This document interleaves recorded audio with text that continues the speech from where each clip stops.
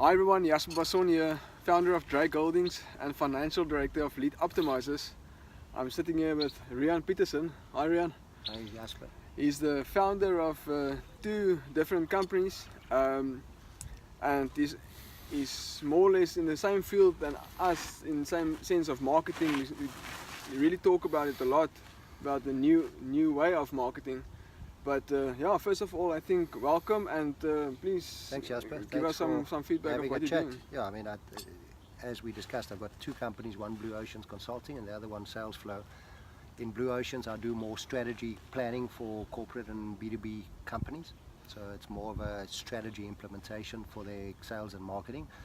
And we launched a prospecting bootcamp not too long ago in Salesflow, where we teach consultants, advisors, guys like you that are starting out, how to build a client base and how to get clients to them. So there's two different strategies involved, but we address, I think, one of the biggest challenges for consultants and advisors out there on how to get clients in this day and age without cold calling.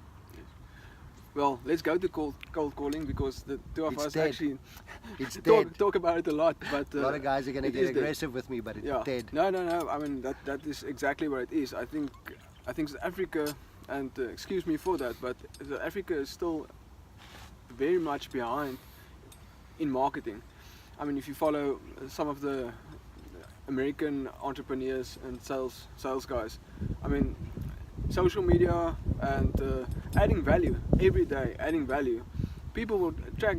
I mean, you will attract people with your value. Sure. They want to do business with you, but they don't want to be cold called. But yeah, give me an example. So I had this when I spoke to Steve Hughes the other day on his radio show. So I did a bit of research on cold calling. So cold calling originates from the Depression era in 1929. So it's very old. In the States. It's I think it's outdated. Same with door knocking. They started door knocking and cold calling, and they had a script. This is what you tell the person, and this is how you actually move them into the yes and get the yes and box them in and kind of force them to buy your product, which doesn't seem right in this day and age in 2018. You know, we actually want people that want to do business with us. We don't want to force our business onto people and box them in, and 6 months down the line they terminate the contract or cancel because you can't really add value because you haven't determined that. Exactly. So most of the strategies, unfortunately, I would say up to 90-95% of the strategy we utilize right now in South Africa is old school. It's stuff we've been taught, and guys like me are at fault. Yes. I used to do it. I used to coach teams on how to do it. How do you have the conversation? How do you get the, and I don't want to call out specific names, big operators. We know them, but we still read those books and we still implement it. And how do you apply the psychology to a person's mind, and how do you utilize certain strategies that were, I think one strategy comes from the 1918, where we would say, you don't want to leave your family in that position, do you, sir? So we use that reverse psychology to make people feel bad to buy our services and products, which is not right. No, for sure. I had a mentor, or still have a mentor that taught me, make sure that a client always, you attract the client come to you, then you have the negotiating powers as well.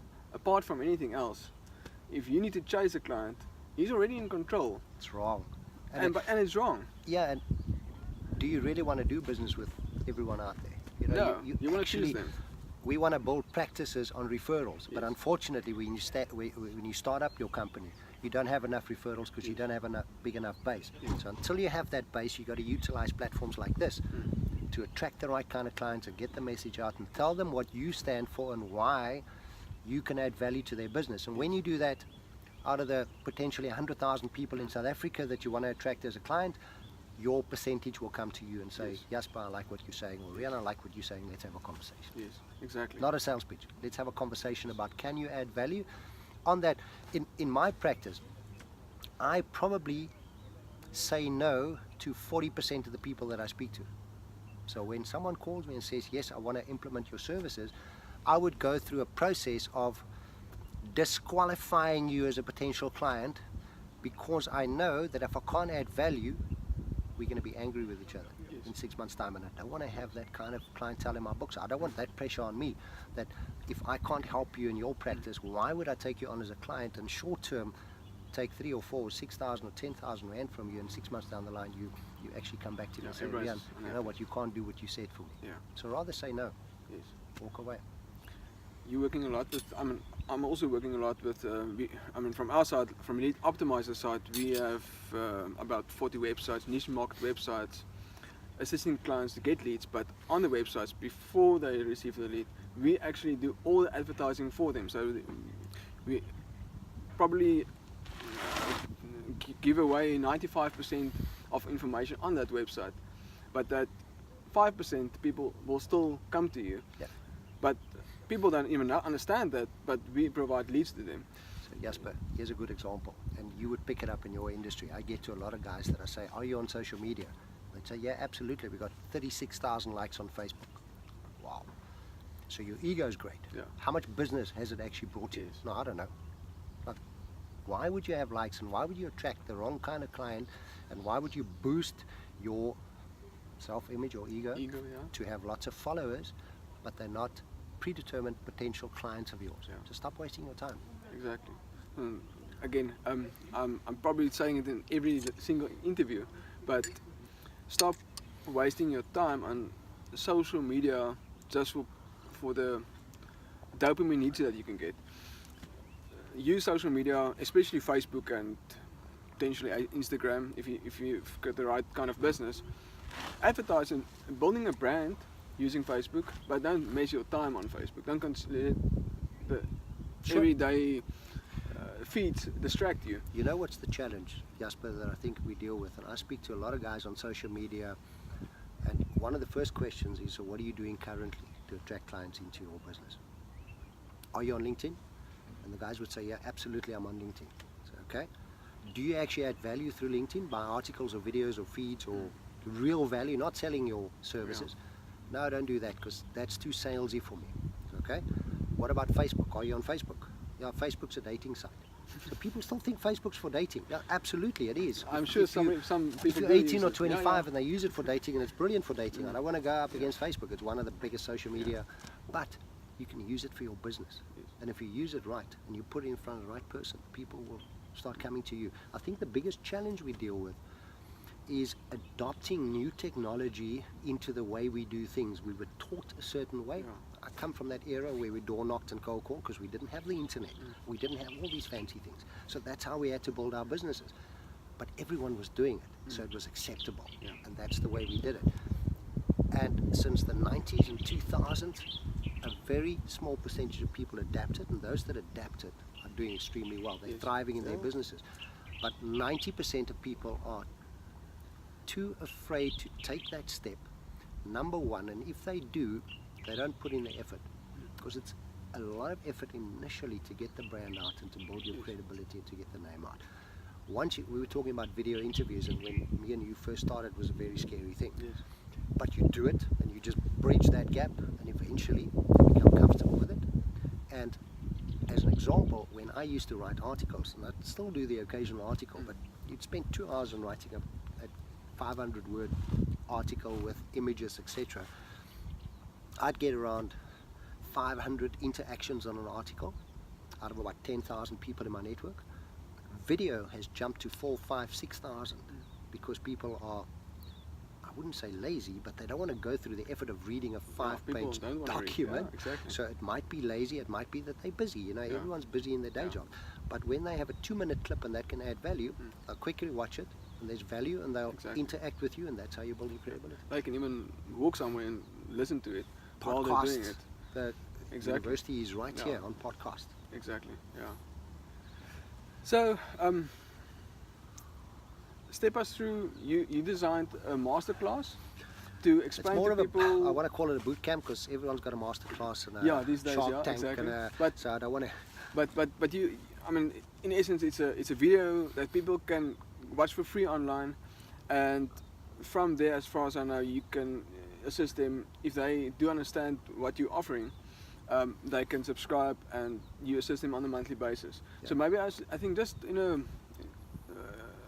nutshell, walk us through where people can find that, and where from there. Yeah, so on the Salesflow website, which is www.salesflow.co.za, My first session is free, and in the free training, it's a webinar-based training, which is about 40 minutes, 45 minutes. I'll explain the challenges, what has changed, and how you need to adapt, and what you need to do to, in 3 steps, generate clients to come to you. It's 3 simple steps, although it takes a lot of work in the background to actually get to those steps. But in 3 steps, you can get clients to come to you and fill up your pipeline and actually start having conversations. So the first session we offer for free, and if you're comfortable with social media and digital advertising and video and webinars, you'll catch on and you can do it in your practice immediately. If you're not, we run a 8-stage training program that runs over, depending on how fast you work. So you can do it in 2 months, you can do it in 8 months, it depends. So from my perspective, I will only deal with clients that are prepared to put in the work, Jasper. Otherwise, they're not going to see the results, and that's going to be a negative impact on my business. But we start taking you through the process of what it takes, how to set up your profile, how to create, which we're pretty serious about in Salesflow. What is that signature offering that you're offering your clients? And you start by analyzing the problem that you solve. So if you're an accountant, people need accountants and everyone needs accountants, but how do you separate yourself from the other 2,000 or 4,000 accountants in South Africa? What is it that you do differently? You know, what do you offer? What's the value that you bring to the table?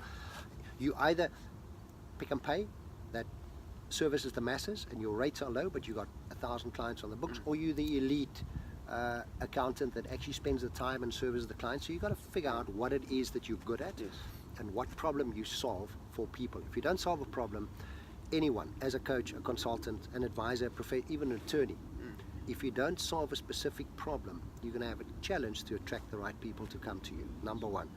Number two, how do you utilize things like video, things like webinars? How do you set it up? What are the platforms out there that you can utilize?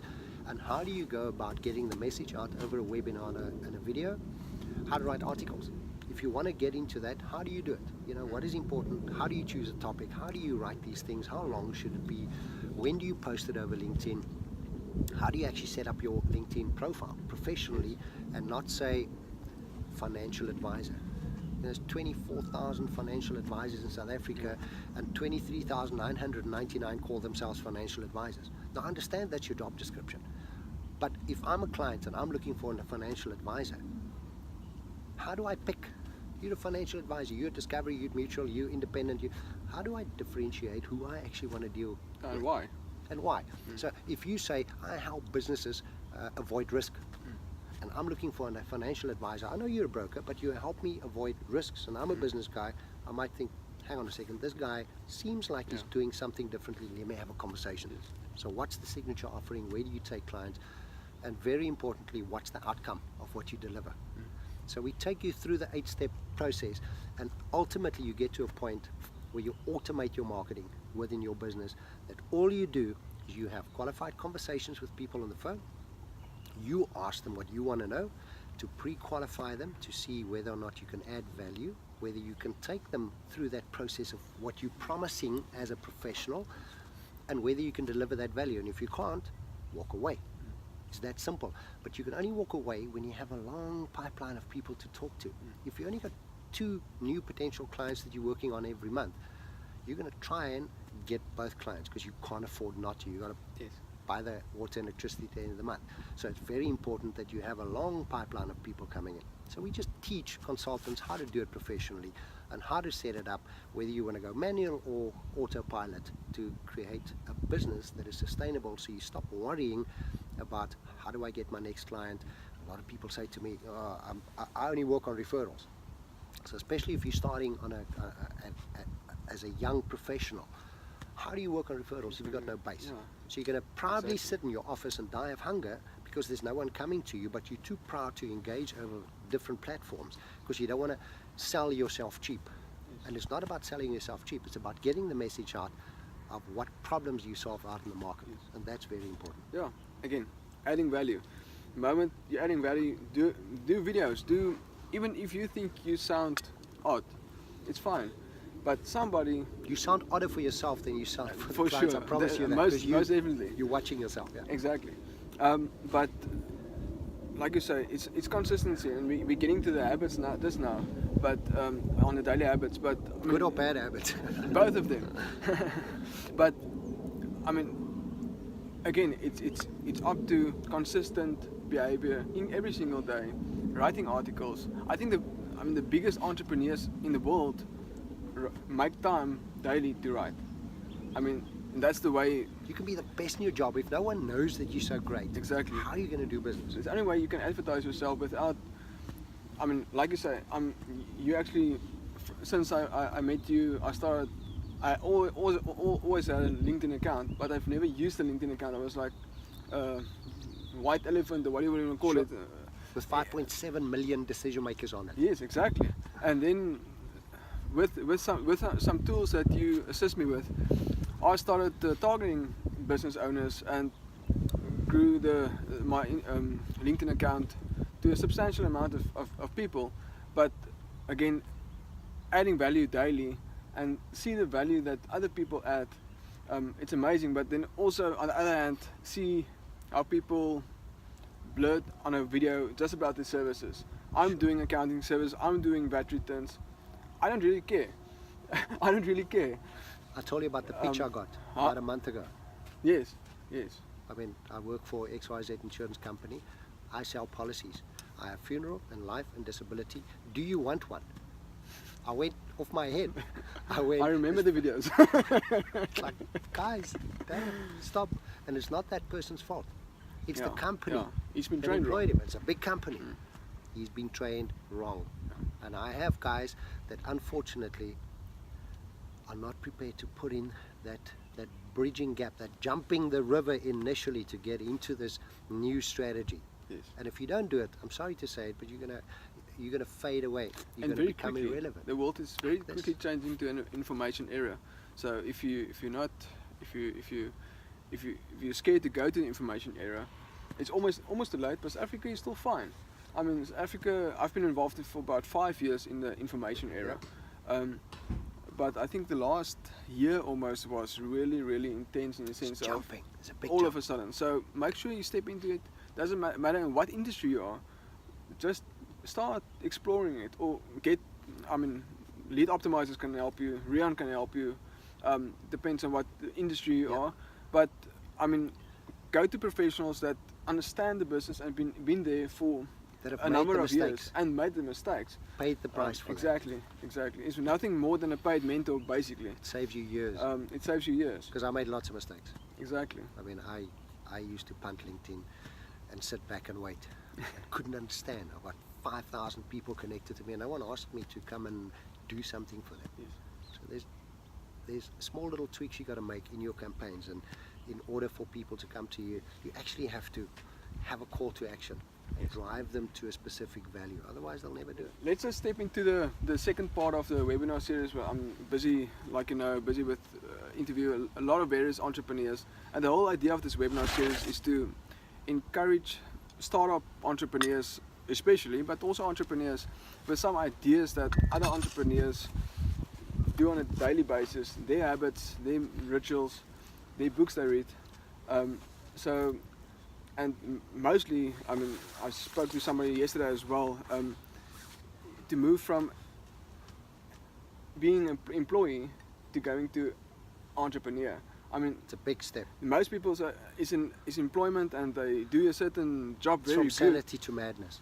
Exactly, and I mean, you may be very good in your craft, but Doesn't make you an entrepreneur. doesn't make you an entrepreneur. And a lot of people, I see a lot of startup entrepreneurs in my office, and they all, and I can see they're very good. They believe in their ability to do their job, but they forget about all the rest that they also need to do. And some of them are your daily habits, your rituals. Sure. I think Deve- here's one of the self-development. challenges with being an entrepreneur. You start a business because you love what you do. Now you start a business. Now you get involved in stuff like accounting and admin and bookkeeping and HR Sales. and sales and stuff. And you're not doing what you love. If you're a technician and you love implementing certain You just want to systems, do that. now you're actually not doing that because you don't have the time.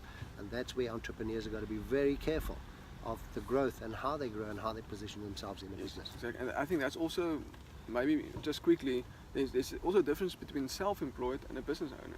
Absolutely. Because self-employed is basically an employee that just generates a salary for himself as a self-employed person. Sure. We Can be a sales guy. can be a sales guy, consultant, doesn't matter. It's you earning your own income, and you just basically sort your own salary.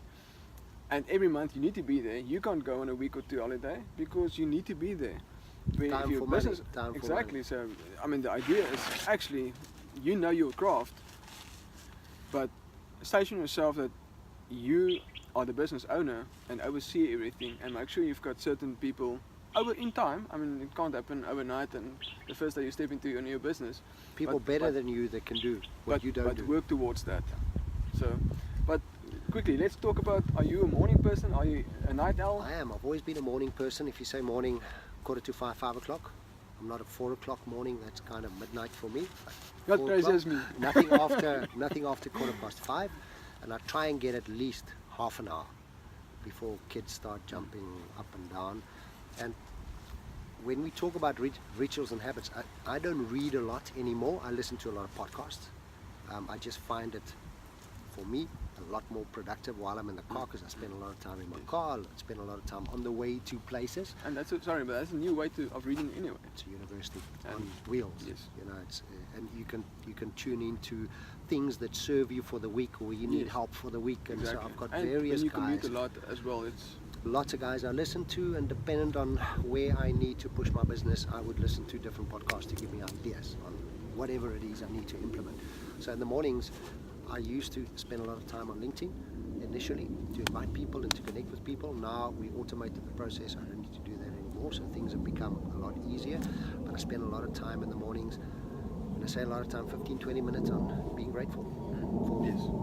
the littlest things. Sometimes there isn't much that you can be grateful on, but there's always always something. something, yeah, Good exactly. cup of coffee, a bit of rain. We needed it in Paul. So I feel that, and I heard someone say not too long ago that gratitude fills holes in you. When you keep asking for things, Yeah. I want that, I need that, I want to get there before life starts, and we get a lot of people that do that. It feels like you're creating more holes, where if you're grateful, it kind of fills up the holes and more start coming to you. So for me, that's always been a ritual to set my mind for the day and to work on what I need to do. So I've got a specific strategy that I implement for myself. I got it from a guy by the name of Peter Vught, which is a very well-known coach in America for millenniums, and it just made a lot of sense when I changed. And one of the things I implement is I don't do social media until I have really done what I'm supposed to do for the day. I don't even open emails. The reason for that is that lets other people determine where your dough goes. Yes. If you're a sales guy, if you're even an MD of a company, and you start with emails, you start with bad news and lots of people wanting things from you, and you'll find that you start executing on those emails, and by the time the day is finished at 6 o'clock, 7 o'clock, you get home and you feel you've accomplished nothing. So for me, between 5 o'clock in the morning and at least 10 in the morning is sacred time. That's my time. That's when I push my things. That's when I've got my, I don't want to call it a to-do list. I've got a move list and a not to-do list. Yes. I'd rather implement a not to-do list. But I only execute on 15 things a week. So I've taught myself that on a Sunday or a Monday morning. Vital I'd for write you. those 15 things, and I take 3 a day, and I say, this is what I'll move. Doesn't matter what happened, I will move these things one step forward, that one step. So for me, that's worked. It's not everyone's cup of tea. I've tried to implement it with various people. A lot of people just can't get over the fact that they can't open their emails first thing in the morning. I think it's a killer. Yeah. I really think it's a killer, and unfortunately a lot of people don't buy into that, but I don't want other people to determine my day. I also have my notifications off on my phone. You can leave me a message, I'll get back to you when I have the time, and not because I'm arrogant, but because I'm busy with stuff, important stuff for clients. You manage your productivity. It's my life. Exactly. I take control of my life. Yeah. If you take control of my life, you might not have the same vision for me than I have. Yeah, for sure. So that to me is more important. I used to read a lot. I just found that the older I got, the less I consumed, but rather implement. Yes. So I wouldn't read 20 books, I'd read one, Yes. and I would actually implement those things until it became a part of me, until it became a habit of mine, and then I'll move on. Otherwise you get people that are very taken with reading 400 books a year, Yeah. saying, But what, nothing moved. if you're not moving it and not implementing it, why are you doing it? Yes. To brag with your friends how much you read. So for me, I'm more structured in that way, and there's so much information out there. It's You can get really, lost in all the no, it's information. information overload. So I Yeah. choose very carefully who I listen to, what I implement, and I always ask the question, does this serve me? And always question it. Yes. So that to me is my between 5 and 10 o'clock in the morning, just to boost myself, and then it can, even if everything falls apart after 10, I've done those things that are important, and I've gotten further in my practice of what I want to implement. That to me is the That's also a thing that I've started doing is also, but like you say, put off the notifications. I'm not sure about you, but I took off my email from my phone many years ago already, about 2 or 3 years, and that served me very well. And again, it's because you don't want to lie tonight in the bed and receive an email, because It's terrible. it's It's bad news before you go to bed. exactly, Because you're going to, you will look. the serotonin and all the levels, you will, Yeah, yeah. if that ping comes Yeah, in, yeah. it's proven that it boosts you. Exactly. You got to look at it. What is it? Who's talking to me and who wants what from me? I sat in many meetings. I'm frequently, I'm sure you as well, but I've sat in a lot of meetings with people discussing financials or whatever, and they can't leave out their phone. I have this new thing when I actually come into a meeting. I'm telling the people I'm putting off my phone now, to actually realize we're in a meeting now. We need to It's spend irritating when people do time that, with each Jasper. other. It's irritating. I mean, I've had people that walk out of meetings, Yeah. fly to Joburg, sit in the boardroom. Mm. Oh, I've got to attend to this, and they walk out. So what about me? Flew from Cape Town to Yeah, come and yeah. see you. Yeah, yeah. There's nothing against my Joburg friends, but But it's the point. it's a that I point wanna- of it. It's a principle of it. Yeah. Quite frankly, we try not to speak to people anymore, Yeah. and that's wrong in business. This personal touch is much better than any. These days I use Zoom a lot. Zoom is like a Skype app Sure, that I'm- you. It's very great, but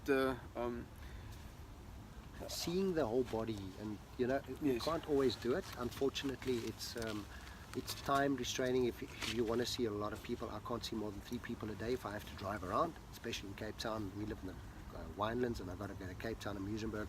You just can't do it, even in Joburg. So Zoom and Skype has become the norm of consulting and getting things done.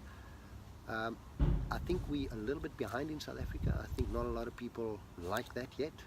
or even know that. Skype, I think most people do, Sure. especially for office use, but not for something like Zoom for actual meetings. People don't really And understand. once you're comfortable with it, Yeah. it's like having a one-on-one Yes. discussion, especially. Nothing beats the personal touch. Absolutely.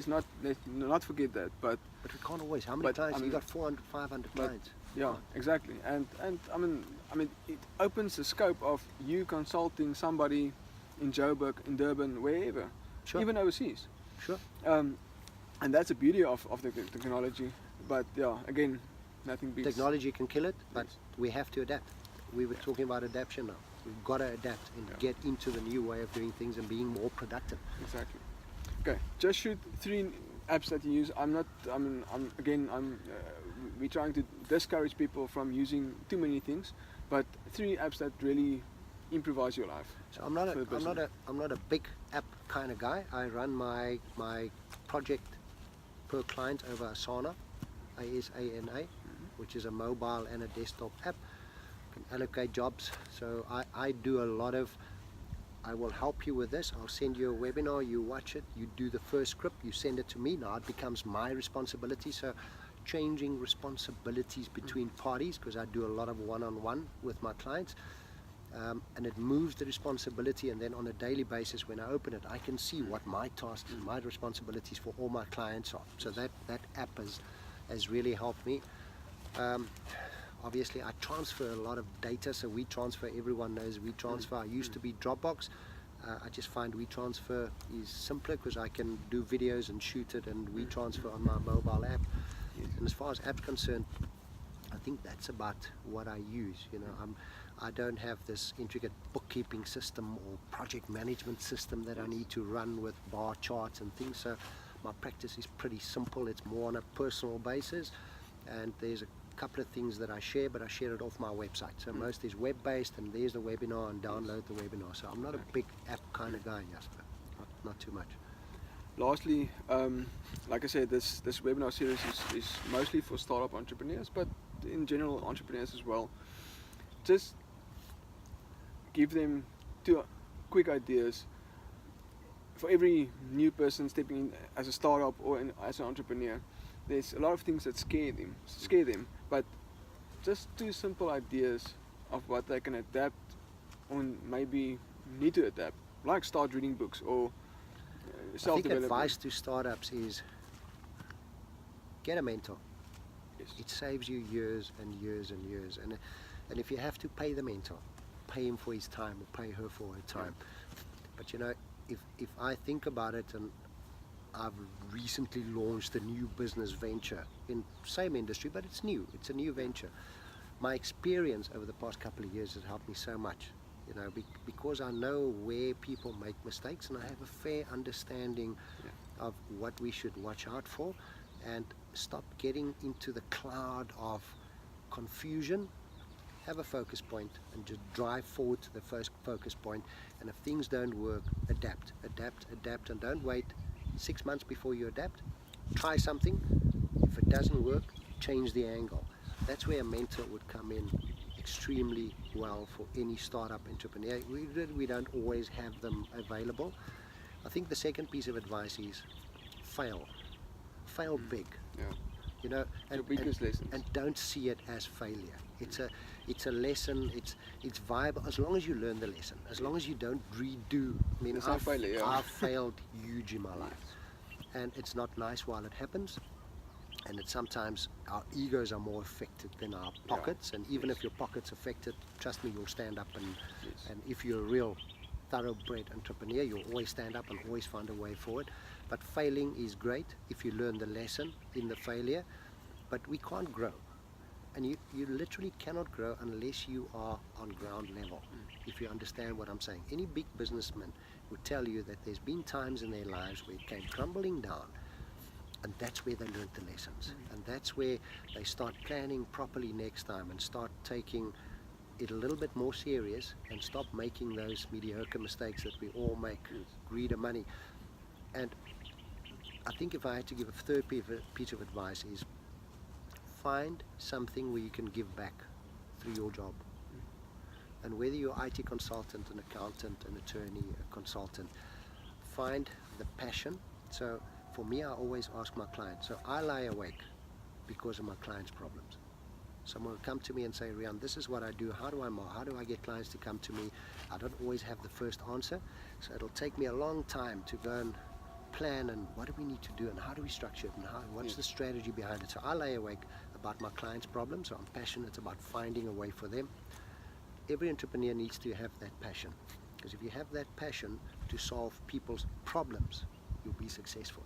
If you're just doing it for the money, I'm sorry to say, but you're going to hit stumbling blocks and it's going to be an empty career. And Tony Robbins said it so well. You know, you plan this lifelong path and this is what you drive for, and that's the goal, and it's the Ferrari and the big house and all these things.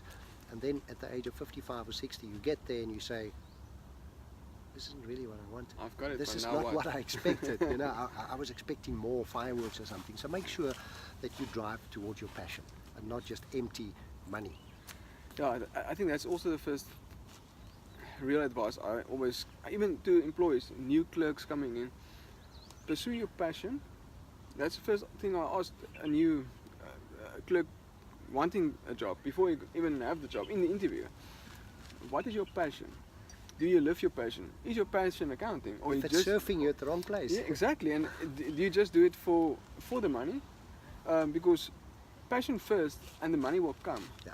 Because, like you say, you will get the hurdles in any case. Of course. But if you live your passion and you get the hurdles just make the life interesting. Find a way around them. And it just make the business life interesting. Worth it. And worth it. But if you just do it for the money, the first hurdle you get, you're going to stop. No business is without hurdles. Yeah. No life is without hurdles. You need to find that Simon Sinek why. You know, why do you do it? Yes. And if you know that and you drive towards that, it's very easy. Thank you very much. Thank you. I really Jasper, appreciate your it was time. great. Always And nice also in the sun. It's a great sunny view day and in coffee the and winelands, and yeah, always great chatting. Eh? awesome. Thank you very Lekker. much. Thank you. Appreciate it.